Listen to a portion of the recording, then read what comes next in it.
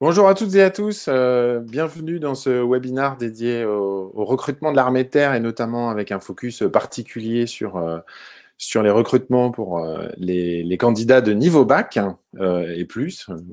Voilà. Aujourd'hui, donc on va parler de tout ça. Vous êtes nombreux et on vous remercie de vous être inscrits. Vous êtes déjà nombreux à être présents. On va attendre quelques minutes parce que je vois qu'il y a plein de gens qui sont en train de se connecter. Juste en attendant, pour me présenter, moi je m'appelle Damien. Je ne suis pas militaire, mais j'ai la chance d'être avec l'adjudant Ludovic et le capitaine Sébastien aujourd'hui pour animer ce webinaire. Alors, de quoi on va parler? Un webinaire qui se déroule dans une situation un petit peu particulière, sanitaire évidemment, on est tous au courant depuis un an maintenant, mais aussi dans un contexte de crise économique. Les chiffres du chômage ont été publiés pour l'Europe et la France hier et ils sont pas bons, même s'ils sont moins pires que ceux annoncés. Et on le sait, tout particulièrement dans ces cas-là, c'est les jeunes qui en font le plus les frais. Dès que le chômage arrive, ce sont les jeunes qui en souffrent le plus. Voilà. Mais dans ce paysage-là, il y a des entreprises, quelques-unes, et des institutions qui recrutent, dont l'armée de terre fait partie. Voilà, et c'est ce dont on va parler aujourd'hui. Alors, juste 2 mots de logistique. Si vous avez des questions, on est parti pour une demi-heure à peu près. Après, on aura un quart d'heure de questions-réponses. Donc, on a réservé ce quart d'heure de questions-réponses à la fin. Si vous avez des questions pendant en fait le déroulé du webinaire, n'hésitez pas à les poser, mais faut que ce soit des questions qui correspondent à ce qu'on est en train d'expliquer. Par exemple, peut y avoir des fois des nominations militaires ou autres, ou des notions peut-être que vous ne comprendrez pas parce qu'elles sont issues d'un champ lexical que vous ne maîtrisez pas, par exemple. On a essayé quand même d'être le plus pédagogique, mais ça peut arriver. Si c'est le cas, n'hésitez pas à poser la question. À ce moment-là, je demanderai à mes deux co-animateurs du jour de préciser ces notions-là. Si c'est des questions plus de fond, vous pouvez les poser pendant aussi la présentation. Vous avez pour ceci le chat et le module de questions sur la droite normalement de votre écran. Mais on y répondra plutôt à la fin pour pouvoir dérouler l'ensemble de la présentation et après travailler et répondre dans le fond à vos questions en fin de webinaire. Alors, aujourd'hui, j'ai la chance d'être accompagné de l'adjudant Ludovic et du capitaine Sébastien. Et donc, du coup, forcément, il y a une question qui me brûle les lèvres et je pense qui intéresse beaucoup de nos participants. J'ai commencé par mon adjudant. Du coup, avant de rentrer dans l'armée de terre, c'était quoi votre parcours? Et après, dans l'armée de terre, c'était quoi votre parcours?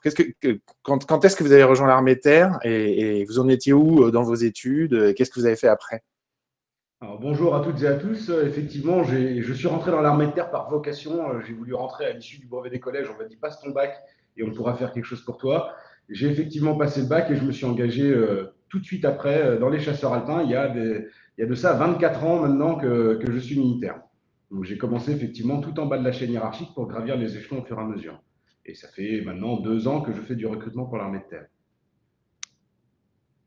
Très bien. Et vous, mon capitaine, ça s'est passé comment? Oui, alors bonjour à tous. Alors moi, c'est un tout petit peu différent. Donc j'ai fait d'abord des études civiles. J'ai un master en communication et ressources humaines et je me suis engagé après comme officier spécialiste sous contrat. Donc voilà, je suis sous contrat et voilà, j'ai le plaisir de servir dans l'armée de terre. Très bien. Alors, justement, mon capitaine, puisque vous avez la parole, juste peut-être lancer le webinaire en expliquant un petit peu à quoi sert l'armée de terre, pourquoi elle recrute. Alors, tout à fait. Ce que je voulais dire quand même en préambule, Damien, Oui. c'était simplement faire un pont entre nos deux mondes qui peuvent paraître peut-être assez lointains l'un de l'autre, le monde de l'éducation et le monde de l'armée. Dans mes différentes affectations, j'ai eu la chance de travailler beaucoup avec l'enseignement supérieur, mais également l'enseignement en général et professionnel, technique, voilà. Et je me suis vite aperçu qu'il y avait quand même énormément de valeurs communes.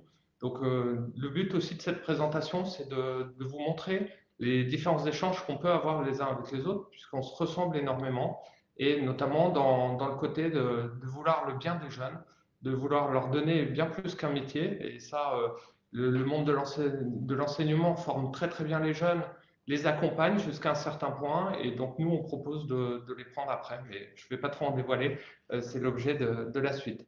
Alors, simplement, je voulais aller très vite, mais vous présenter quand même l'armée de terre parce qu'elle est parfois méconnue. Elle est très bien connue comme institution, elle est moins connue comme marque employeur et comme pourvoyeur d'emploi. Donc là, nos missions, c'est des missions que vous connaissez bien, hein, qui sont protéger le territoire et sa population. Ça, c'est ce que vous voyez dans les gares, dans les aéroports. Voilà, on est au service de la France et des Français. C'est quelque chose de très concret qui marque également les jeunes. Et aussi, on défend les intérêts de la France à l'étranger. Donc ça, c'est ce qu'on appelle nos opérations extérieures. Voilà, tout jeune qui s'engage et potentiellement amené à partir, mais ça, on en parlera également après. Donc, comme je vous disais, en fait, l'armée de terre, c'est un employeur de référence. Il faut nous voir aussi sous ce prisme, parce que vous passez votre temps à faire du sur-mesure avec vos jeunes, à leur indiquer quelles pourraient être leurs possibilités plus tard. Qu'est-ce que vous pouvez faire? Donc, mon but, c'est de vous montrer aussi qu'on n'est pas, voilà, on est une institution, mais on est aussi un pourvoyeur d'emploi. Donc, avec 16 000 postes par an, ce qui est quand même considérable. Voilà, c'est un beau défi qu'on relève chaque année, depuis maintenant quelques années. On a 16 grands domaines, donc je vais vous les détailler plus tard, mais le but, c'est simplement de vous dire que tout jeune a sa place avec ou sans formation, on en reparlera après avec les niveaux scolaires, mais en tout cas, tout jeune peut avoir sa place chez nous. Quand il arrive chez nous, après, il y a 20% qui est consacré à la formation. C'est très, très important parce que je le redirai plus tard, mais en fait, on ne naît pas soldat, on le devient. Et donc, on est sans arrêt en formation pour pouvoir évoluer. Et vous avez vu, l'adjudant, quand il s'est présenté, il a bien dit qu'il avait évolué dans son cursus, et ça en fait partie. Et une autre idée reçue, peut-être sur laquelle je voulais intervenir, c'est le fait que, en fait, la majorité des militaires sont sous contrat, donc ce ne sont pas des carrières longues, contrairement à ce que beaucoup de gens pensent. Hein. Ils pensent que s'engager, c'est pour vraiment toute une vie professionnelle. Pas du tout, on est en moyenne sur un contrat de 6 ans. Donc voilà, donc le jeune peut très bien choisir de s'engager 5 ans et puis après de partir sur d'autres horizons, mais ça, on vous le détaillera également. Donc les domaines d'activité, comme je vous le disais, on a 16 grands domaines, 16 grandes familles, mais qui regroupent plus de 100 spécialités. Donc vous voyez que c'est quand même considérable. Alors sur la colonne de gauche, vous allez voir en vert des domaines très militaires sur lesquels vous nous attendez peut-être, hein. L'artillerie, l'aérocombat, l'administration, les services, le génie. Voilà, le génie, c'est tout ce qui est travaux également. Leur enseignement, donc tout ça, les écoutes, tout ce que vous pouvez imaginer. Les forces spéciales, bien évidemment, les chars de combat et l'infanterie. Donc ça, c'est vraiment le prisme un peu de soldats que tout le monde voit, qu'on voit aussi un peu dans les films. Voilà. Mais en revanche, sur la droite, je vous propose de regarder le pavé qui est gris. Et là, vous allez voir que ce sont des domaines qu'on retrouve énormément déjà dans le civil, hein, mais ce sont des domaines auxquels vous ne penseriez pas forcément quand vous avez un jeune. Et c'est normal, et c'est pour ça notamment que nous venons vers vous. Hein, c'est pour vous expliquer et vous montrer à quel point le panel est large. Et comme je vous disais, tout jeune, avec toute formation, peut venir quand même se renseigner, peut venir et on va l'aiguiller. Donc, on va vraiment faire du sur-mesure et en fonction de sa qualification, on va l'orienter. Donc, vous voyez, vous avez l'informatique et la télécommunication, tout ce qui est maintenance, bien évidemment, bon, le sport, la santé, la sécurité et la prévention, la restauration, la logistique et les transports, l'enseignement et la recherche, la musique. Donc ça, ce sont aussi des domaines qui recrutent de 100 bacs à bac plus 5. Il y a des domaines où on forme, alors notamment on vous a mis un exemple type, donc là je bascule sur la fenêtre qui est en jaune, mais quelques métiers types, donc magasinier, mécanicien, météorologue. Donc là je vais quand même m'arrêter sur ce poste en particulier, simplement pour vous dire que en fait c'est un poste qui est accessible sans formation, et donc c'est bien l'armée de terre qui va former un jeune pour acquérir vraiment les compétences. Donc vous voyez, on est aussi capable à la fois de prendre des jeunes qui ont un diplôme, mais on est aussi capable de les faire évoluer, progresser. Et voilà, donc ça fait partie Typiquement, Sébastien, sur ce genre, c'est ce qui est intéressant sur ce genre de métier-là, c'est qu'en fait, c'est la même formation qu'aurait un météorologue dans le civil après qui va bosser dans un aérodrome, un aéroport, par exemple. Alors tout à fait, c'est vrai qu'on se base, beaucoup de nos formations de toute manière sont appuyées sur sur les formations civiles sont reconnues. Après, on peut avoir des validations d'expérience, mais on en reparlera par la suite. Mais c'est évident que le but, c'est de donner un bon niveau, un niveau technique. Alors, il y aura à la fois le niveau civil, si on part de ce postulat, mais on aura également le petit plus qui sera le niveau militaire parce qu'on va l'adapter au terrain, parce qu'un météorologue, quand il est sur le terrain, ce n'est pas forcément exactement les mêmes conditions que d'autres. Il faut apprendre, voilà, c'est peut-être des conditions un peu plus opérationnelles, mais bien évidemment, il aura exactement le même bagage que un jeune qui serait amené à faire ça dans le civil. Donc, c'est le cas pour la plupart en fait, des formations. Il n'y a pas forcément des postes, et donc forcément les formations qui vont avec chez vous. C'est-à-dire qu'il n'y a pas forcément une exigence de diplôme particulier au départ, à part pour quelques-uns. Mais du coup, derrière, il y a là. Évidemment, ils sont soldats, donc ils ont une formation initiale militaire, mais après, du coup, ils ont une formation liée à leur spécialité, quelle qu'elle soit. Que ce soit du combat, c'est les plus connus. J'ai des questions sur les forces spéciales, sur les pilotes d'hélicoptères, mais les moins attendus, qui pourtant sont en volume assez importante, comme la météorologie ou l'informatique ou la mécanique. Oui, c'est ça, en fait. Ils sont formés sur leur spécialité.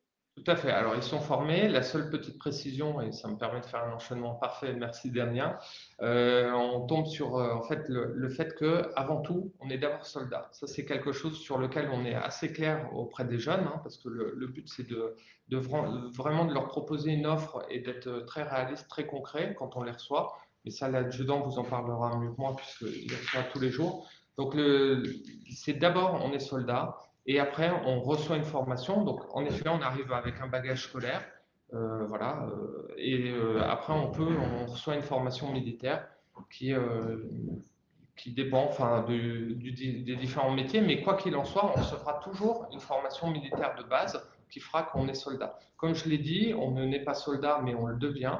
Donc, un jeune qui, pour le coup, aurait quelques réticences ou quelques petites appréhensions en se disant je ne sais pas si je suis fait pour ça. Il ne faut pas s'inquiéter, il ne faut pas hésiter à l'orienter vers nous, parce que pour le coup, nous, on a vraiment, on va lui expliquer qu'on va le former, et on va le former tant militairement que aussi dans le domaine de sa spécialité. Voilà, je passe la parole à l'adjudant pour la suite de la présentation. Il y a beaucoup de questions sur le parcours, mon adjudant. Oui, dites-moi. Allez-y. Alors, effectivement, dans les catégories de personnel, dans l'armée de terre, nous avons 3 catégories de personnel, les militaires du rang, les sous-officiers et les officiers. Pour des personnes bacheliers qui ont le bac ou qui n'ont pas de diplôme, il y a 2 catégories essentielles dans lesquelles on recrute le plus de personnes, la catégorie des militaires du rang et la catégorie des sous-officiers. Donc, le militaire du rang, c'est un exécutant qu'on va recruter pour faire un métier à un endroit. C'est le maillon essentiel pour servir en opération. C'est vraiment la catégorie de personnel où on va recruter le plus de candidats. Il va servir aussi bien en mission sur le territoire national qu'à l'étranger. Le sous-officier, un peu différent, parce qu'il a une fonction d'encadrement. C'est un chef de groupe. Donc effectivement, comme le disait le capitaine, on ne naît pas chef de groupe, on ne naît pas cadre. On va être formé à apprendre à gérer des hommes et à pouvoir les emmener en mission aussi bien sur le territoire national qu'à l'étranger. Comme on disait, la première catégorie, donc la catégorie des militaires du rang, mais au même titre, les sous-officiers, ils bénéficient tous d'une formation professionnelle. Ils apprennent à devenir soldats d'abord, et après, on va leur apprendre un métier, quel que soit le métier qu'ils vont choisir. Ça, c'est vraiment important, c'est la formation qui dure minimum 3 mois pour apprendre à devenir soldat. On vit une expérience unique. Pourquoi? Parce que le métier de militaire, c'est pas seulement un métier. On vient dans l'armée pour vivre vraiment une expérience humaine unique. Partir en mission à l'étranger, être en permanence avec ces hommes, vivre avec eux, partager le danger avec eux, c'est vraiment une expérience humaine unique. Et en plus, on acquiert un savoir-être et un savoir-faire. Le savoir-être, pourquoi? Parce que vivre en collectivité, partager des choses dangereuses avec ses camarades, ça permet d'acquérir certaines choses qui nous permettent après de pouvoir mieux gérer les aléas de la vie. L'armée de terre propose aussi de pouvoir évoluer au sein de la chaîne hiérarchique. Ça, c'est vraiment très important parce que c'est un point déterminant dans le recrutement des personnes et des personnes qui ont ou pas des diplômes. C'est qu'avec ou sans diplôme, vous pouvez évoluer au sein de la chaîne hiérarchique de l'armée de terre. Donc ça, c'est vraiment un point très important. Donc, c'est un peu la même chose pour les sous-officiers. Hein. Donc, il a une place indispensable dans la mise en œuvre de la mission. Donc, le sous-officier, c'est le lien direct entre les militaires du rang et les officiers qui sont des cadres supérieurs qui prennent des décisions. Il fait vraiment le lien entre les deux. Il permet d'encadrer, guider et conseiller un groupe d'une dizaine de personnes. Donc, c'est vraiment un élément important, au même titre que les autres, mais le sous-officier est vraiment le lien entre les deux. Il bénéficie, comme les autres, d'une formation professionnelle reconnue et qui est non seulement reconnue au niveau de l'armée, mais reconnue aussi au niveau du milieu civil. Il vit, comme les autres, une expérience humaine unique et lui aussi peut évoluer au sein de la chaîne hiérarchique. Comme on le voit sur ce slide, les trois catégories de personnel, donc les militaires du rang, les sous-officiers, les officiers, plus de la moitié des officiers sont issus du rang, donc de la catégorie des sous-officiers, et plus de 50% des sous-officiers sont issus des militaires du rang. La possibilité de pouvoir évoluer, même sans diplôme, dans la catégorie des sous-officiers est vraiment très importante. Ou même, rien qu'avec le bac, vous pouvez aussi passer officier, donc cadre supérieur. Donc, c'est vraiment un élément déterminant et très important dans le recrutement des futurs candidats. Une chose aussi qui peut être importante et qui est assez intéressante au niveau de l'armée de terre, c'est la possibilité de reconversion. À partir de 4 ans de service, vous bénéficiez d'une aide à la reconversion. C'est-à-dire qu'on ne va pas faire en sorte de vous retrouver du travail dans le civil, mais on va vous aider à vous réinsérer au niveau du milieu professionnel civil. On va vous aider à passer des stages, on va vous aider à vous former, on va vous aider à faire des CV, à passer des entretiens pour vous aider justement à pouvoir vous réinsérer au niveau du milieu civil. Et l'avantage d'avoir été militaire, c'est que, comme on l'a dit tout à l'heure, on a un savoir-être et un savoir-faire qui est vraiment reconnu au niveau du milieu civil. Donc là, ça veut dire concrètement, un jeune homme ou une jeune femme qui est arrivé à 18 ans, 22 ans, il va pouvoir en fait voilà, bénéficier de ce dispositif en fait d'accompagnement à la reconversion, voire bon après peut-être pas au bout de 4 ans, mais faire des validations d'acquis professionnels, des choses comme ça, faire valoir ces certifications qu'il a passées au sein de l'armée de terre en fait. C'est là où c'est assez intéressant en fait sur le plan technique quoi. Il y a probablement pas mal de choses qui sont. Qu'est-ce que les employeurs ils aiment le plus dans le profil de soldat? C'est dans le savoir-être entre guillemets d'anciens soldats reconvertis. C'est quoi? Non mais parlons-en parce que c'est vrai que c'est quoi? C'est la discipline, la rigueur, c'est quoi? Tout à fait, Damien. Effectivement, le fait d'avoir été militaire pendant 5, 10, 15 ou 20 ans, ça donne un certain savoir-être. Effectivement, on est très discipliné, on ne rechigne pas à la tâche, on est toujours à l'heure. Effectivement, ce sont des valeurs et des choses qui sont recherchées par les différents employeurs. C'est donc pour ça. Allons-y. Et donc voilà. On va parler un peu plus en détail du parcours du recrutement, c'est-à-dire que le candidat, quand il va être intéressé par l'armée de terre, donc il y a plusieurs choses qu'il peut faire pour avoir des informations. On a le site s'engager.fr sur lequel le candidat déjà dispose de toutes les informations nécessaires sur les différents métiers, sur les différents régiments. Il a même la possibilité de pouvoir discuter avec des ambassadeurs, des personnes qui sont militaires et qui peuvent répondre à ces questions. Et en plus, il peut prendre rendez-vous pour avoir un entretien, soit individuel, soit par téléphone, avec un conseiller en recrutement dans un CIRFA le plus proche de chez lui.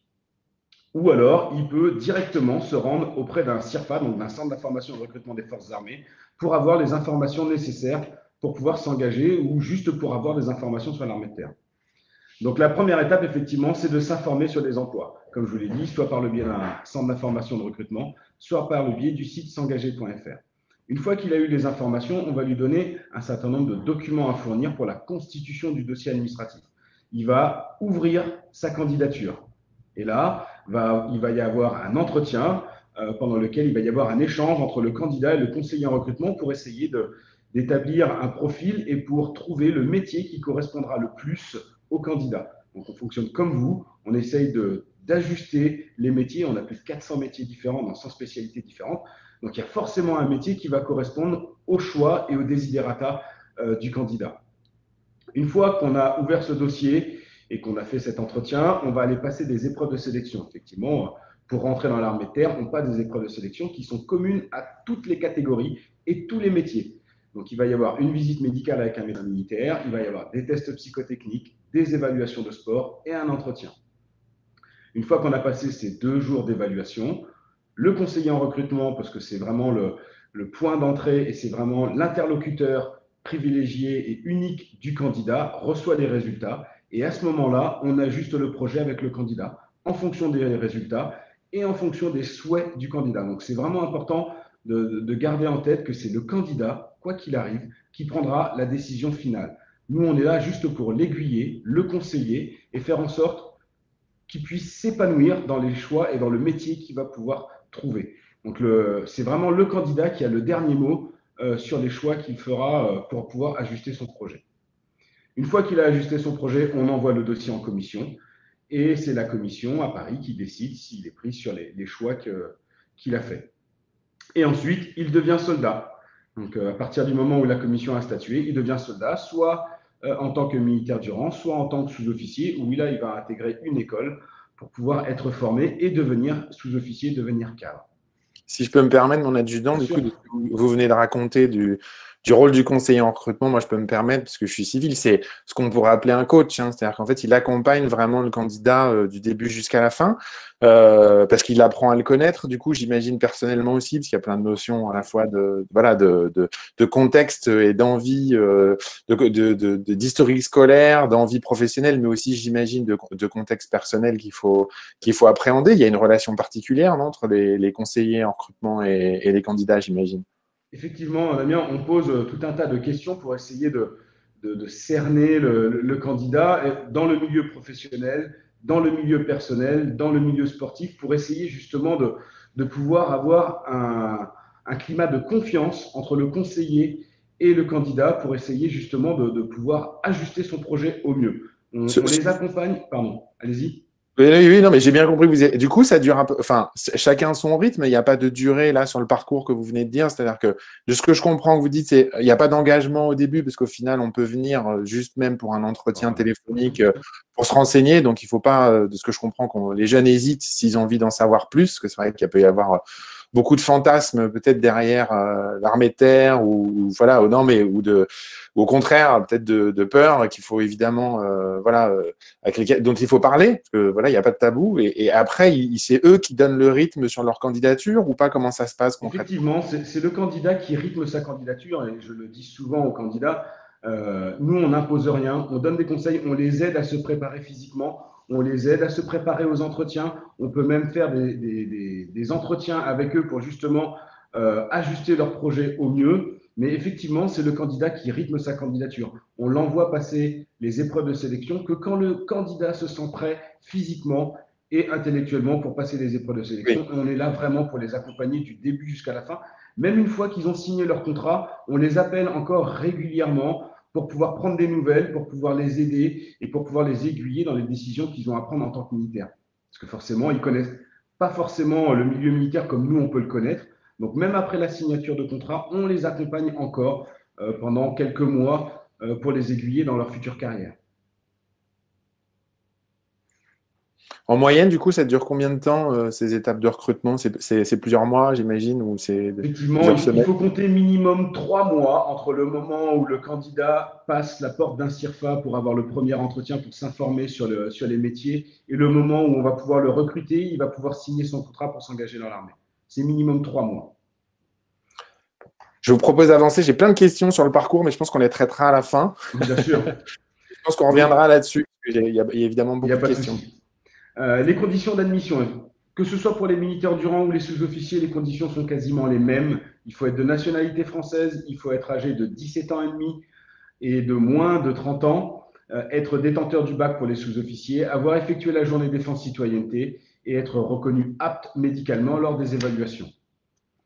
Et comme on peut le voir, 60% des soldats sont bacheliers. Ça ne veut pas forcément dire qu'ils vont s'orienter obligatoirement dans la catégorie des sous-officiers, mais il y a 60% des soldats qui sont bacheliers et qui veulent rentrer aussi en tant que militaire du rang. Alors, je vous propose de terminer cette partie présentation avec deux slides. Rassurez-vous, je ne serai pas très long parce que je sais qu'il y a beaucoup de questions et nous aussi, on les attend. C'est la période, enfin, le moment préféré de l'échange, bien évidemment. Donc, simplement, cette slide pour vous montrer que, bien évidemment, comme on l'a dit, hein, c'est un résumé. Donc, on a 20% du temps qui est consacré à la formation une fois qu'un jeune s'est engagé. Il y a cette notion d'escalier social, c'est ce qu'on appelle l'escalier social, donc d'évolution. Là, vous avez vu que l'adjudant avait commencé militaire du rang. Aujourd'hui, il est adjudant, voilà, il va continuer à progresser. Donc, c'est vraiment un beau parcours qui est offert aux jeunes. Donc, un jeune qui arriverait avec un bac ou sans bac, son avenir n'est pas figé, il ne reste pas forcément militaire du rang. Et avec des efforts et de la bonne volonté, hein, bien évidemment, il faut quand même être acteur de son avenir, mais on le pousse et le commandement va l'aider, bien évidemment, à évoluer.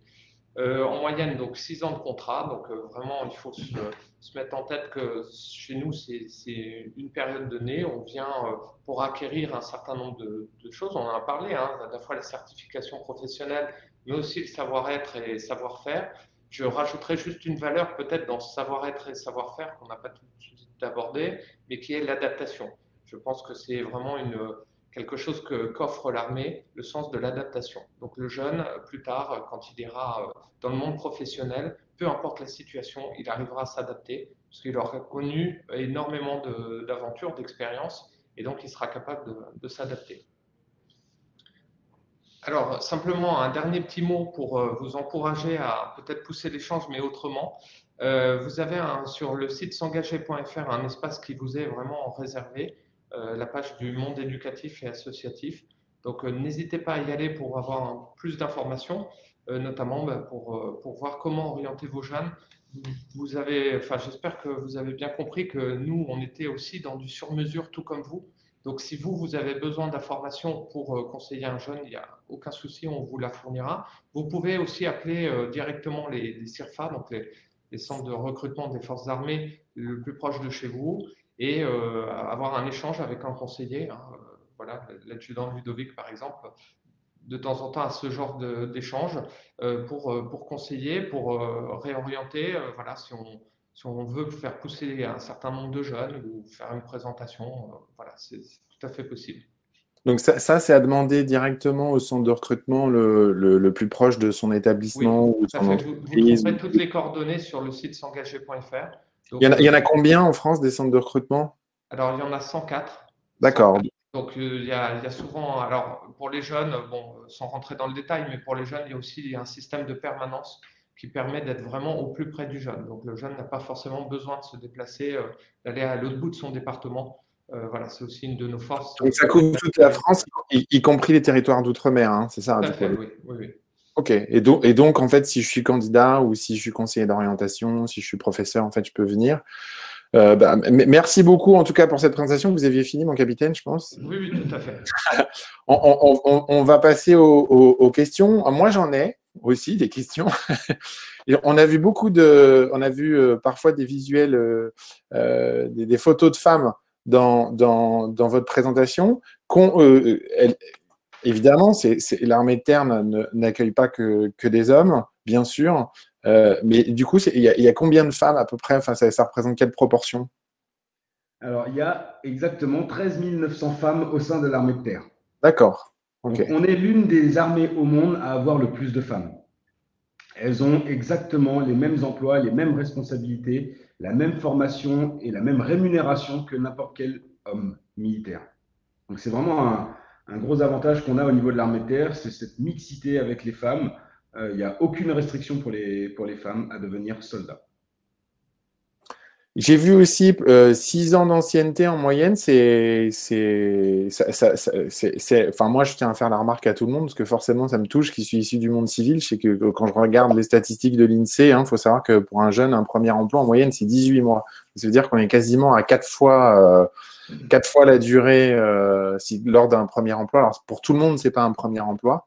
Dans l'armée de terre, j'imagine, mais pour beaucoup quand même. Je ne sais pas si vous avez les statistiques, peut-être pas du nombre de jeunes. La moyenne des jeunes qui s'engagent en âge, à peu près, on est quoi? On est sur du 18 ans, 20 ans, 22 ans. C'est la plupart, je ne sais pas si vous avez les statistiques, mon adjudant, mais de votre expérience que le type profil de candidat que vous recevez?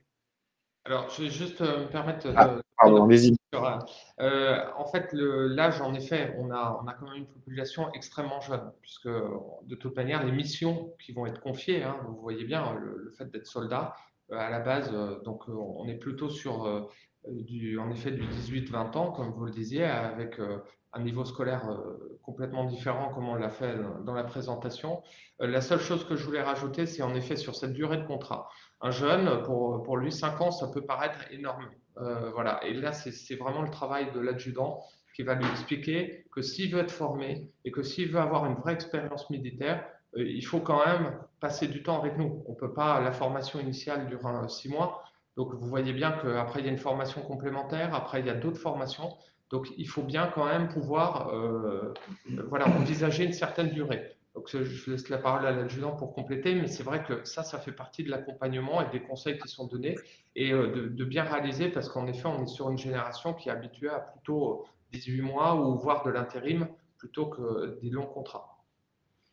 Effectivement, Gaëtan, la moyenne de 6 ans, ça reste une moyenne, ce qui veut dire qu'on propose aux candidats des contrats qui vont de 3, 5, 8 ou 10 ans en fonction du métier, en fonction de ce qu'il souhaite faire et en fonction de comment il va se projeter dans l'avenir.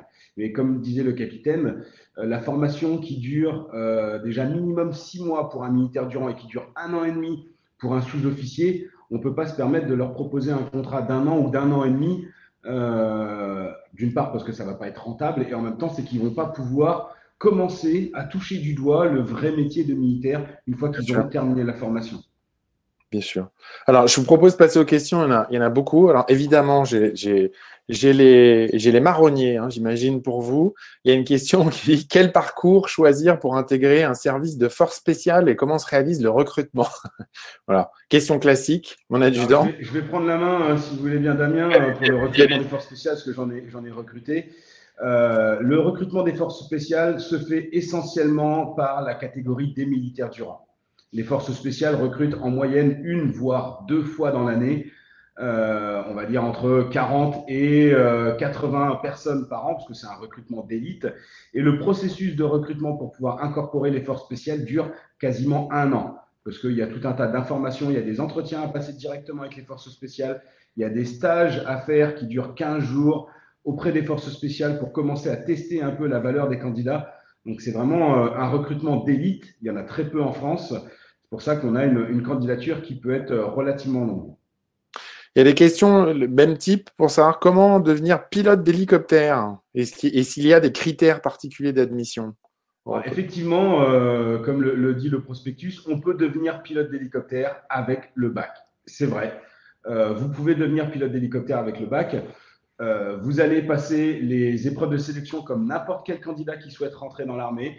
Et ensuite, vous allez passer ce qu'on appelle un agrément, c'est-à-dire des épreuves supplémentaires auprès de la cellule recrutement de l'aviation légère de l'armée de terre. Vous allez avoir des épreuves de mathématiques, d'anglais, des épreuves sur un simulateur de vol, une visite médicale auprès de l'hôpital militaire pour les personnels navigants, un entretien avec un psychologue. Donc, c'est vraiment un recrutement aussi particulier. Pourquoi? Parce qu'il y a 2 recrutements par an, mars et décembre, et on en recrute généralement 30 à chaque fois. Alors, ça fait partie justement d'un domaine qui est très très intéressant parce qu'on a parfois des jeunes qui viennent justement avec cette idée absolument d'être pilote, Oui. parce qu'ils ont l'impression qu'en fait il n'existe que le pilote. Et en fait, dans l'aérocombat, on travaille énormément avec eux, hein, mais c'est vrai que pour le coup, il y a énormément de spécialités de possibles. Donc, ça permet aussi, par exemple, à un jeune qui n'aurait pas réussi ses tests d'aptitude, parce qu'il ne faut pas se cacher, c'est que ce sont quand même des tests qui sont difficiles, même en termes de coordination moteur. Donc, ce n'est pas forcément quelque chose qu'on travaille. C'est des qualités qu'on a en soi. On peut tout à fait proposer d'autres parcours, donc notamment quelqu'un qui serait passionné d'aviation ou pour qui c'est un domaine qui l'intéresse vraiment, il peut retrouver aussi d'autres métiers périphériques. Donc, ça veut dire qu'effectivement, du coup, je vais être quand même au contact du matériel aéronautique, je vais être au sol, je vais être mécanicien. Puis bon, j'imagine en plus derrière avec des débouchés qui sont particulièrement intéressants. Bon, ça, on n'est pas là pour enfin, la promotion des grands industriels français qui recrutent des anciens de l'armée de terre. J'ai une question aussi, évidemment, un métier star chez vous, peut-être moins connu, mais le maître chien. Voilà, j'ai une question, comment on fait pour devenir maître chien? C'est quoi le niveau d'études? Est-ce qu'il y a un niveau? Il n'y a pas de niveau d'études requis pour devenir maître chien. Vous pouvez rentrer et devenir maître chien avec n'importe quel diplôme ou même sans diplôme. Il n'y a pas de formation ou pas de stage particulier. Effectivement, si vous travaillez ou si vous avez des diplômes dans l'élevage canin ou dans tout ce qui est gestion canine, ça va donner une plus-value à votre candidature, mais n'importe quel candidat, avec ou sans diplôme, peut devenir maître chien. Mais encore une fois, c'est un recrutement, il n'y en a pas beaucoup par an. Donc voilà, il faut quand même essayer de rendre son dossier le plus concurrentiel possible. Alors, j'ai une autre question. Quelqu'un qui est en terminale scientifique, prenons l'exemple, il dit qu'il souhaiterait intégrer l'armée sur des fonctions intéressant, cybersécurité et informatique. Est-ce qu'il vaut mieux aller d'abord en école d'ingénieur? Y aura-t-il des passerelles vers l'armée de terre après l'école d'ingénieur? Voilà. Est-ce qu'il faut y aller directement après son bac ou est-ce qu'il faut mieux faire une école d'ingénieur pour aller sur des fonctions cybersécurité et informatique à l'armée de terre? Pour travailler dans ce domaine-là, effectivement, il vaut mieux partir en école et après être recruté en tant qu'officier sous contrat, voie spécialisée dans le domaine de la cybersécurité ou de la cyberdéfense. C'est plus intéressant parce qu'il n'y a pas d'école de formation au niveau de l'armée pour la cybersécurité. On a des écoles de formation en tant que sous-officier pour devenir informaticien, mais pas encore dans la cybersécurité. Donc, il vaut mieux aller sur un bac plus 3 ou un bac plus 5 dans la cybersécurité. Alors, je suis ravi de la réaction de l'adjudant, mais qui montre bien qu'elle est innée et que c'est le discours qui tient. Mais en fait, vous voyez bien que quand on a un jeune face à nous, on lui tient un discours de vérité. Donc, notamment sur ses études, c'est vrai que ne pensez pas qu'on les sort du système scolaire, loin de là, parce qu'un jeune doit pousser au maximum en termes de capacité pour après venir. Là, la preuve, c'est qu'il y a une passerelle. Il peut très bien décider de poursuivre ses études.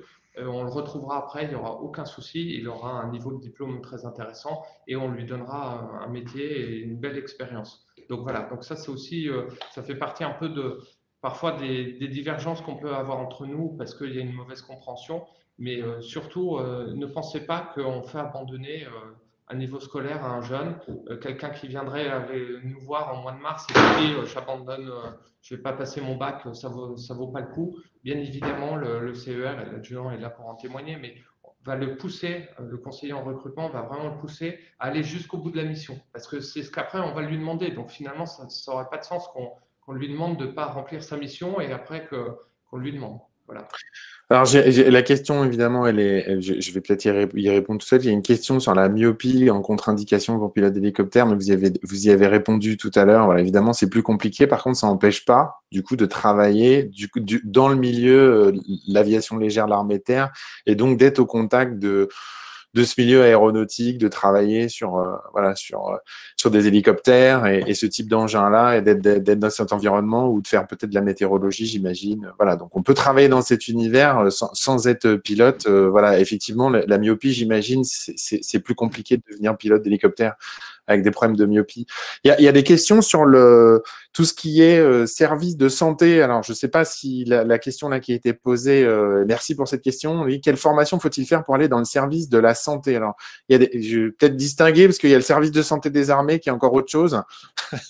Alors, effectivement, si je peux me permettre, Damien, le service de santé des armées recrute directement et en individuel, mais ce service travaille pour les 3 armées, pour l'armée de terre, pour la marine et pour l'armée de l'air. C'est pour ça que c'est un recrutement indépendant des CIRFA. En revanche, on recrute effectivement des personnes dans le domaine de la santé, mais c'est essentiellement pour devenir brancardier secouriste, c'est-à-dire des personnes qui vont prodiguer les premiers soins sur les combattants, mais sur le champ de bataille. Donc, c'est un peu de la médecine d'urgence. On me pose la question, quel est le processus de sélection pour entrer en école de sous-officier à Saint-Mexant? Faut-il avoir plutôt un bac plus 2 afin d'augmenter ses chances de sélection? Alors, effectivement, la question est très judicieuse. Vous pouvez postuler à partir du moment où vous avez le bac. En revanche, si vous arrivez avec un bac plus 2, votre dossier sera plus concurrentiel.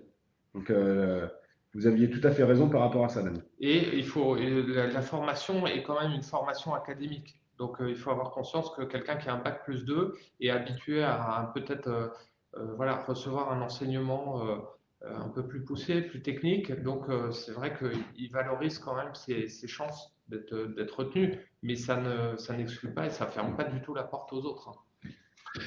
Alors, j'enchaîne. Juste pour, excusez-moi Damien, il y a une chose qui va être déterminante, ce sont les épreuves de sélection. C'est-à-dire que ce n'est pas parce que le candidat a un bac+2 qu'il aura forcément un meilleur dossier qu'un candidat qui a juste le bac. Les épreuves de sélection sont là justement pour déterminer et pour mettre en concurrence les différents candidats. J'ai beaucoup de questions et là, je vais prendre les deux extrêmes sur l'âge.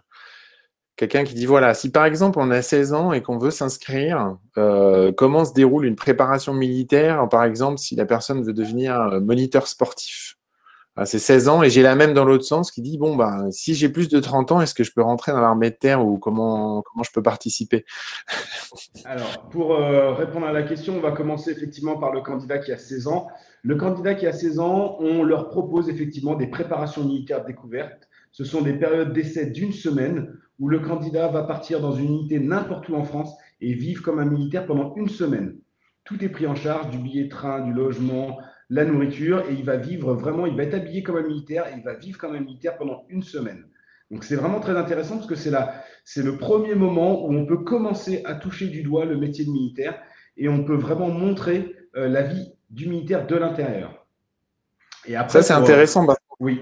Là, pendant 1 semaine, pardon, mais je reviens au parcours d'ailleurs. C'est aussi dans le parcours quand il y a les évaluations. Il y a 2 jours pendant lesquels aussi je vais me retrouver en centre d'évaluation. Et là aussi, je vais être un peu dans un environnement militaire. Donc, je vais découvrir aussi.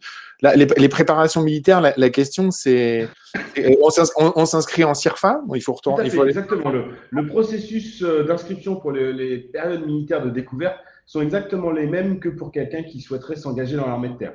Donc, prendre rendez-vous sur s'engager.fr ou venir directement auprès du CIRFA pour pouvoir déposer un dossier de candidature. Et ça peut aider après, j'imagine, à un futur dossier quand on aura l'âge de… Effectivement, ça met une plus-value dans la candidature si la préparation militaire s'est bien passée. Tout à fait. Okay. Surtout qu'on a après d'autres préparations militaires qui sont un peu plus techniques et qui s'adressent à certains types de populations. Mais voilà, c'est effectivement, ça peut vraiment… et puis, ça conforte le candidat dans son choix. C'est surtout ça. Et alors, du coup, si j'ai plus de 30 ans, que se passe-t-il? Alors, effectivement, le militaire du rang peut s'engager jusqu'à l'âge de 30 ans, le sous-officier jusqu'à l'âge de 29 ans. En revanche, si vous avez plus de 30 ans, il vous faut au minimum un bac+3, parce que le recrutement des officiers sous contrat voie spécialisée se fait jusqu'à l'âge de 32 ans, mais avec un bac+3 minimum. Alors, j'ai une question sur le parcours. Si le candidat a réussi les tests psychotechniques, mais échoue au test sportif, qu'est-ce qui se passe après? Alors, il faut savoir qu'au niveau des épreuves de sélection, la seule chose qui peut être éliminatoire, c'est la visite médicale avec le médecin militaire. Le reste, c'est juste prendre une photo à un instant T du candidat pour voir le niveau qu'il a. Il n'y a rien d'éliminatoire au niveau des évaluations de sport. On va juste regarder le niveau que le candidat a et pour être sûr qu'il soit en mesure de suivre la formation qui va découler une fois qu'il aura signé son contrat. En revanche, si les résultats sportifs du candidat ne sont pas suffisamment bons pour qu'il puisse postuler, il peut refaire ses évaluations sportives un peu plus tard en ayant une préparation physique supplémentaire. Alors, c'est bien une question de niveau sportif, mais c'est aussi, comme l'a dit l'adjudant, une capacité, il faut qu'on décèle chez lui une capacité à évoluer dans le bon sens, bien évidemment, dans le côté sportif. Donc, c'est-à-dire qu'on peut très bien voir un jeune qui a des résultats qui ne sont pas satisfaisants sur l'instant, mais on s'est aperçu qu'il en veut et qu'il va continuer et qu'avec de l'entraînement et de la formation, et une fois de plus, il va être vraiment au tout début très accompagné en termes de formation, il va faire énormément de sport, mais avec des moniteurs, avec des groupes de niveau et tout ça. Et c'est cette capacité d'évolution aussi qu'on va évaluer. Alors, il y a des questions. Voilà, j'ai entendu, alors moi c'est du jargon, peut-être vous allez m'éclairer. J'ai entendu parler de l'ASFS qui permet de financer les études avec en contrepartie un contrat à l'armée de terre. Comment cela se passe-t-il? L'ASFS, je ne sais pas de quoi il s'agit. Oui, l'allocation spécifique financière pour ceux qui souhaitent faire des études.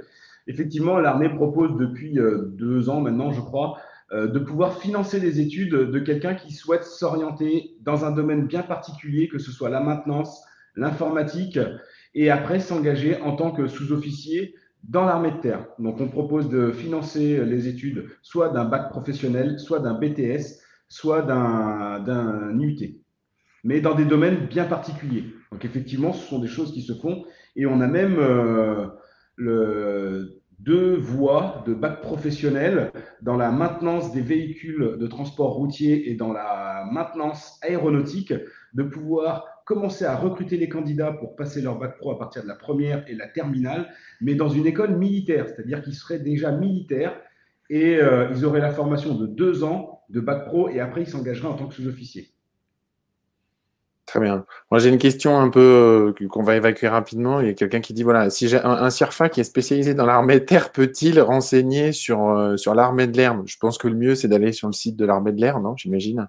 Alors effectivement, on dispose en France de CIRFA interarmes dans lequel il y a l'armée de terre, la marine et l'armée de l'air. Donc effectivement, c'est peut-être mieux de se rapprocher directement d'un CIRFA interarmé pour avoir les informations sur les 3 armées. En revanche, généralement, quand un candidat vient chez nous et qui souhaite avoir des informations sur la marine ou l'armée de l'air, on l'aiguille directement ou on lui donne les coordonnées du CIRFA le plus proche. Alors, je pense qu'il faut surtout, c'est très intéressant comme débat parce que ça montre aussi, on a certains jeunes de plus en plus qui viennent avec aucune idée finalement de quelles sont nos différences entre les 3 Ouais, armées. bien Donc, sûr. bien évidemment, quand on a un centre comme ça qui regroupe les 3 armées, on est à même de proposer et de, voilà, de présenter, chacun présente ses filières, ses parcours, ce qui peut, du sur-mesure, une fois de plus, mais ce qui peut lui offrir. Et après, le jeune prend sa décision, bien évidemment, il n'y a aucun souci là-dessus. Donc voilà, mais je pense que c'est très intéressant de se dire qu'aujourd'hui, bon, le contexte fait que on a un certain nombre de jeunes qui arrivent sans aucune idée ou avec des idées préconçues. Et donc, à nous de passer du temps et de les informer. C'est une grosse partie du temps quand même de l'adjudant, il pourra en témoigner, mais c'est une grosse partie de cette formation, expliquer qui on est. Sachant que dans l'aéronautique, en l'occurrence, si vous m'arrêtez si je me trompe, mais c'est une dimension hormis si je prends les avions de chasse, évidemment, ou qui est présente dans les 3 armées, en fait. On a des hélicoptères, notamment dans l'armée de terre, dans la marine et dans l'armée de l'air, en fait. Donc, par exemple, si on est attiré par ce domaine-là, en fait, on a potentiellement les 3. Si on veut absolument faire ça, on a potentiellement les 3 armées qui peuvent répondre à ces aspirations. Oui, mais une idée reçue, Damien, par exemple, Allez-y. les 2 tiers du parc des hélicoptères sont dans l'armée de terre, et ça, personne s'en doute. Il y a plus d'hélicoptères dans l'armée de terre, vous voulez dire les 2 tiers du parc militaire français d'hélicoptères, c'est la défense, oui. de la défense. Ok. Ok. Il y a des questions, on nous demande des. Alors, j'ai par rapport à la préparation militaire, quelqu'un qui a surenchéré en disant et si on a moins de 16 ans, si je suis en 3e par exemple, si on a en face de nous un jeune de 3e, comment est-ce qu'il peut découvrir l'armée de terre? Est-ce que lui aussi peut faire les stages, les préparations militaires ou autres? Ou comment il peut s'immerger dans le milieu militaire s'il est passionné par ça? Alors, s'il a 13 ans, il y a de grandes chances qu'il soit vraiment, qu'il passe une grosse partie de son temps sur les réseaux sociaux. Ouais. On a des chaînes, on a une chaîne YouTube, on est sur Instagram, on est sur Facebook, sur voilà, tous les réseaux sociaux. Donc, il y a une grande chance déjà qu'il puisse, et c'est ce qu'on va vraiment l'encourager à faire, c'est d'appréhender et de regarder un peu qui on est, de regarder un maximum de vidéos, de bien comprendre qui on est pour déjà, voilà, on a des vocations qui se dessinent très très jeunes, mais ce n'est pas la majorité, loin de là. Et une fois qu'il a 16 ans, bien évidemment, il pourra venir nous rejoindre. Mais on n'a pas forcément une solution à lui apporter tout de suite, si ce n'est une solution de quand même de regarder par lui-même et de voir ce qui pourrait lui convenir. C'est possible qu'après, justement, par lui-même, par ce qu'il a vu, il trouve un emploi, une filière et qu'il oriente aussi ses études en fonction de ça. J'ai une question sur la visite médicale, dans le sens où est-ce qu'on peut donner des détails, j'imagine, voilà, pour qu'est-ce qui est testé en fait, et c'est quoi les points d'attention ou les points qui pourraient être bloquants, par exemple, sur une candidature, un problème médical que pourrait avoir une candidate ou un candidat et qui pourrait poser, enfin voilà, qui pourrait l'exclure entre guillemets du recrutement. Le médecin militaire va vraiment tout observer, les yeux, les oreilles, le cœur, les articulations, la colonne vertébrale. Et après, on va émettre un certain nombre d'aptitudes sur le candidat. Donc vraiment, tout est observé. Si le médecin militaire détecte le moindre problème au niveau du candidat, il va l'envoyer voir un spécialiste militaire qui, lui, va être en mesure, comme il connaît bien les contraintes du métier militaire, de pouvoir statuer sur le candidat, savoir s'il est apte ou pas en fonction du métier qu'il voudra faire. Très bien. Donc, il y a certains problèmes qui peuvent, je crois, j'avais dû entendre parler des caries ou autres. C'est des problèmes qui peuvent exclure une candidature ou pas? Alors, exclure, non. En revanche, ça peut mettre un peu plus de temps. C'est-à-dire que le médecin militaire va dire, voilà, vous soignez vos dents et une fois que vos dents sont soignées, on pourra vous engager à l'issue. Donc, il faudra Après, qu'il effectivement, il y a des problèmes, des problèmes physiques qui peuvent être rédhibitoires. C'est-à-dire que le médecin militaire va dire, bah non, je suis désolé, monsieur, madame, en fonction des problèmes que vous avez, on ne pourra pas vous engager dans l'armée. Du coup, ça me fait poser la question. On a parlé des femmes dans l'armée tout à l'heure et voilà, c'est un volume qui est quand même assez important. En recrutement, il y a une différence parce que voilà, on a beaucoup parlé d'égalité sur le salaire à poste et à grade identique. On a parlé du volume qu'elle représentait. Sur le recrutement, c'est exactement les mêmes épreuves ou il y a une différence? C'est quasiment les mêmes épreuves. Il y a pas de différence. Il y a 3 épreuves, une épreuve d'endurance, une épreuve de force et une épreuve de coordination. Et les femmes passent exactement les mêmes épreuves que les hommes. Et elles seront évaluées de toute manière sur le même critère qui est de voir cette capacité de dépassement de soi, hein, cette volonté de vraiment intégrer la motivation également. Ça fait partie des valeurs vraiment qu'on recherche. Donc oui, bien évidemment, on regardera notamment dans l'entretien qui a lieu, ça fait partie des critères. Alors, pour devenir médecin militaire, faut-il forcément aller à Lyon? Ah. Ou peut-on devenir après avoir fait un parcours normal? J'imagine à Lyon parce qu'il y a un Il y a une service école militaire de médecine. Tout à fait. Oui, ok, d'accord. Ou peut-on le devenir après avoir fait le parcours normal? Les deux. En fait, vous avez la possibilité, le service de santé des armées propose justement soit d'avoir un parcours normal, pardon, et d'être recruté à l'issue de son parcours, donc avec une formation militaire, ou de suivre une école militaire de médecine pour devenir soit infirmier, soit médecin. Ah, j'ai une question d'un conseiller d'orientation au lycée qui me dit comment est-ce que le centre de recrutement, de centre d'information et de recrutement des forces armées peut m'aider à conseiller un jeune? A priori, ce qu'on disait tout à l'heure, vous êtes là pour ça, mais comment on fait? Juste, on reprend contact sur s'engager. Effectivement. Alors, je pense qu'en tant que conseiller d'information et d'orientation, vous pouvez prendre contact directement avec le CIRFA. Le site s'engager.fr est vraiment fait pour les candidats en règle générale, en grande majorité, pour qu'ils puissent avoir un premier contact avec les CIRFA. En revanche, en tant que professionnel, vous pouvez prendre directement contact avec le CIRFA le plus proche de chez vous et un conseiller en recrutement qui pourra, soit par le biais d'un entretien téléphonique, soit par le biais d'un rendez-vous individuel, orienter votre candidat, avec plaisir. Et quel type ça veut dire que vous pouvez recevoir des jeunes, vous pouvez aussi venir présenter tous les domaines d'activité dans un lycée, vous pouvez donner. Effectivement, on le fait. Ça fait partie de nos prérogatives. On se déplace dans tous les établissements scolaires du département, bon, essentiellement les lycées, les pôles emploi, les missions locales, des écoles de la seconde chance, voilà, donc tous les établissements potentiels recevant des jeunes qui recherchent du travail ou dans les établissements scolaires pour justement présenter les différentes filières de l'armée de terre et les différents métiers qu'on a à offrir. Alors, tout à l'heure, vous parliez d'une rubrique qui était dédiée voilà, aux personnes qui travaillent. Oui, alors tout à fait. Sur le site. Ils vont pouvoir y trouver quoi? Des documents aussi, des supports à télécharger qui Oui, j'imagine? Tout à fait. Alors, le but de cette rubrique, c'est bien évidemment, comme le soulignait l'adjudant, il y a des besoins différents. Un jeune qui va vouloir s'engager n'a pas forcément le même besoin en termes d'information qu'un prescripteur, ce qu'on appelle un prescripteur.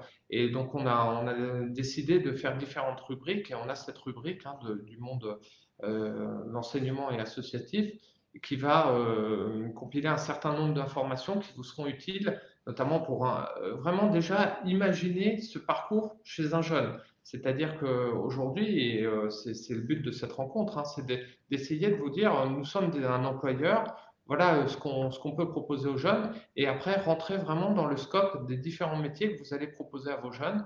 Donc, vous allez retrouver un certain nombre d'informations et également de la documentation, vraiment, une fois de plus, axée pour vous. Et sur le site, plus tard, si vous avez besoin, bien évidemment, vous retrouverez de la documentation, par exemple, militaire de rang, sous-officier, il n'y a aucun souci. Et ça, c'est des choses que vous pouvez leur montrer ou transmettre. Voilà, mais une fois de plus, n'hésitez pas à prendre contact. Il y a cette information qui est sur le site, c'est très bien. Mais si vous voulez pousser un peu plus loin ou avoir des questions ou un parcours très particulier, n'hésitez pas à prendre contact avec les CIRFA et ils seront très heureux de vous répondre.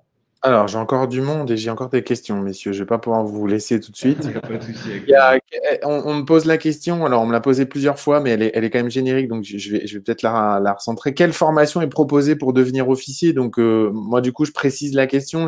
Pour devenir officier, du coup, quelle est la formation initiale quand on rentre en tant qu'officier directement? Donc, ça veut dire qu'il faut déjà avoir un certain niveau de diplôme. Et après, comment je fais si j'ai démarré militaire du rang pour passer sous-officier puis officier? C'est des formations, ça se passe.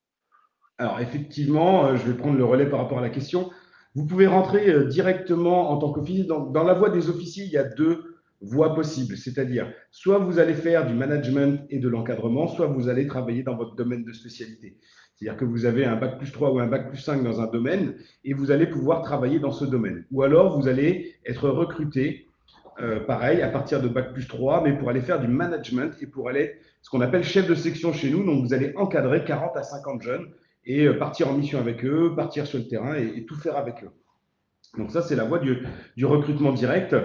Vous avez aussi la possibilité, par le biais de concours internes ou d'examens en fonction du grade, de pouvoir passer de la catégorie des militaires du rang directement à la catégorie des officiers ou de la catégorie des militaires du rang passer sous-officier et ensuite passer de la catégorie des sous-officiers à officier par le biais de concours. Et ça se fait tout au long de la carrière. C'est-à-dire que vous pouvez le faire à 3 ans de service, vous pouvez le faire à 10 ans de service, vous pouvez le faire à 20 ans de service. Donc, il y a toujours des passerelles internes qui permettent d'évoluer dans la chaîne hiérarchique. Et c'est ce que disait le capitaine tout à l'heure. C'est un escalier social qui permet, par le biais du mérite, de pouvoir évoluer assez facilement, entre guillemets, dans l'escalier. C'est le soldat lui-même qui décide à quel moment il veut passer tel concours interne, hein, en fait, c'est En fait, ça? il y a des barrières d'ancienneté, si vous voulez. Par exemple, un militaire du rang, il peut passer sous-officier ou il peut passer officier qu'à partir de 3 ans de service. Et pareil, pour un sous-officier, il peut passer le concours pour devenir officier qu'à partir de 3 ans de sous-officier. Ce qui équivaut quasiment à peu près à ce qu'il aurait fait s'il avait poursuivi ses études, par exemple, Tout à s'il avait fait. fait un bac et qu'il Exactement. revient après, en fait, au final. Ouais. Du coup, ça prend le même temps. J'ai une question sur le service militaire volontaire, le SMV. Est-ce que vous pouvez l'expliquer? En quoi ça consiste? Alors, le SMV, c'est quelque chose d'un peu particulier.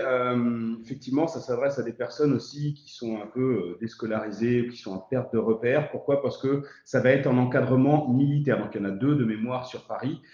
Ça va être un encadrement militaire, donc il va y avoir une formation militaire et en même temps, on va leur apprendre un métier. Mais le SMV n'a pas vocation première à pouvoir orienter les candidats dans une carrière militaire.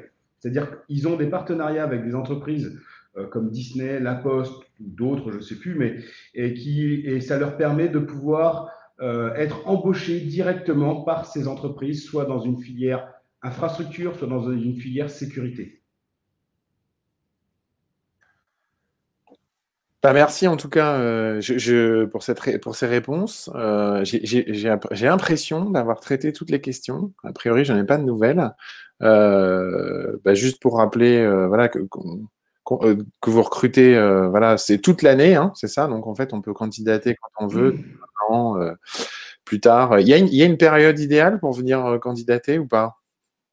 Non, il n'y a pas de période idéale car on recrute tous les mois entre 800 et 1200 militaires du rang et il y a 4 recrutements de sous-officiers par an. Donc, c'est vraiment quand le candidat souhaite postuler et après, en fonction du métier qu'il va vouloir faire, on va pouvoir l'orienter sur le meilleur mois de recrutement. Mais il n'y a pas n'y a pas de timing idéal, il n'y a pas de moment idéal de l'année pour pouvoir J'ai postuler. compris par rapport à son diplôme, j'imagine que si on a une vocation ou une envie particulière, plutôt c'est, mieux c'est, au moins pour réfléchir à mûrir son projet professionnel. Là, quand on parlait des recrutements des bacheliers, voilà, pour les futurs bacheliers, alors, il y en a qui l'ont déjà eu l'an dernier, enfin l'été dernier, il y en a qui vont l'avoir l'été prochain. J'ai pas besoin d'attendre d'avoir mon bac pour venir me renseigner dans un centre de recrutement. Effectivement, vous pouvez commencer déjà pour avoir une information et vous pouvez même commencer la procédure de recrutement, déposer le dossier, passer les épreuves de sélection avant d'avoir le bac et être recruté directement après le bac. Bon, ben, j'ai pas d'autres questions. Du coup, bah, en tout cas, merci beaucoup, mon adjudant. Merci beaucoup, mon capitaine. Merci à toutes et à tous d'avoir participé à ce webinaire. Webinar, on va dire en français. Et puis, bah, à très bientôt. Et puis, bah, n'oubliez pas, hein, je crois que c'est un peu le mot de conclusion, parce que finalement, quelle que soit la question qu'on a, s'engager.fr, a priori, on va trouver toutes les réponses et tous les contacts si on a envie de rentrer en contact avec un conseiller en recrutement ou un centre de recrutement. Oui, Merci. et même la possibilité pour un jeune de prendre rendez-vous directement. Donc, tout à fait, c'est vrai. Merci à toutes et à tous. Merci à vous. Au revoir et bonne journée.